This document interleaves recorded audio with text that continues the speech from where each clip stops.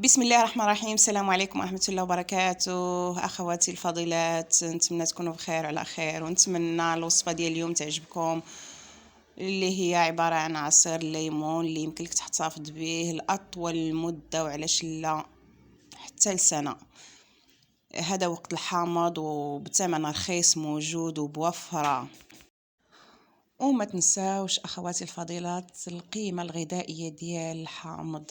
سبحان الله، كما كتشوفوا الحامض الوقيته ديالو في البرد، والله عطاه في هذه الوقيته هذه بالضبط، لانه رائع جدا جدا لمحاربة آثار البرد في الذات.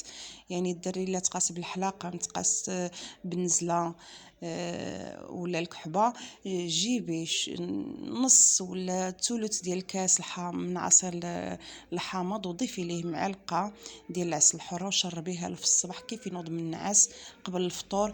سبحان الله، كتنقي الجهاز التنفسي من الميكروبات والجراثيم، وكتحل سبحان الله العظيم المسام ديال الصدر، باش من القصبة الهوائية كتنقى، والدري تيولي تيتنفس طبيعي.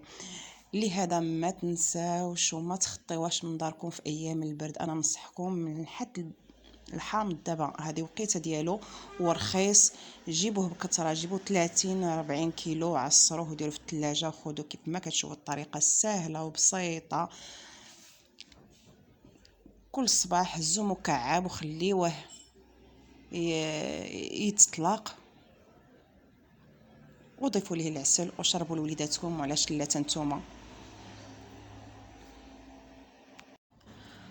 وحتى في الصيف تحتاجوا لمثل هاد الوصفه بزاف بزاف بزاف باش تبردوا. سبحان الله، الحامض عنده واحد القدره، واحد الفعاليه، يبرد الذات ويسخنها في البرد. سبحان الله العظيم، في اي موسم عنده الخدمه ديالو في الشكل. وتقدروا تحتفظوا به من هنا حتى لفصل الشتاء او فصل الصيف القادم، ما يوقع له حتى شي حاجه. وشوفوا هنايا عاود حطيته في قوالب سيليكون.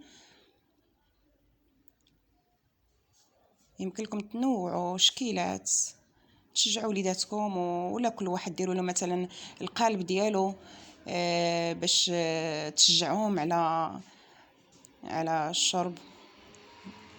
يعني كديري لهم واحد الروح ديال المرح في الدار. انت بغيتي نجيمات، انت بغيتي مثلا شي قالب في شكل، انت بغيتي هذه، كتنوع باش كتشجعيهم على شرب العصير الحامض في البرد. راه رائع رائع ضد البرد والنزلات ديالو. ها انتم شوفوا الشكل، ها هو بيتنا ليله كامله، ودابا غادي تشوفوا راه جماد. غادي نزولوه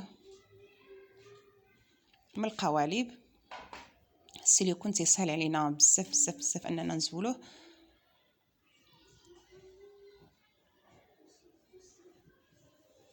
وحتى القوالب ديال الثلاجه سهله شويه، ولكن ماشي بحال السيليكون.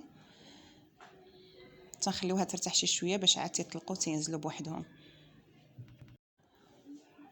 ودرنا البنات هاد المكعبات او هاد النجيمات ديال الحامض درناهم في بلاستيكات، قسمناهم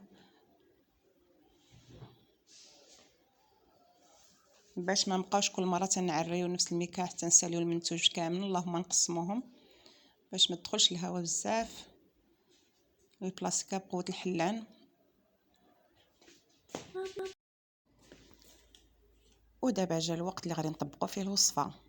خديت هنايا 3 ديال النجيمات، حطيتها في كويس، وغادي نضيف عليها السكر نتوما ولو شوا ديالكم. يعني كاين اللي يدير 2 نجيمات كافيين لان ما تيبغيش الحامض بزاف حموضيه، كاين اللي بغي 3، كاين اللي بغي 4، كاين اللي بغي حتى 5. المهم نتوما ولو شوا ديالكم. هادشي باش مزيان هاد المكعبات، يعني كتختاري المذاق اللي باغا، كتخليهم يرتاحوا. انا هنايا يعني تنحركوا بسرعه باش ما نطولش عليكم. ونحطوا ديكور درجه ديال الحامض وندوق ونرد عليكم الخبار. الصراحه رائع رائع.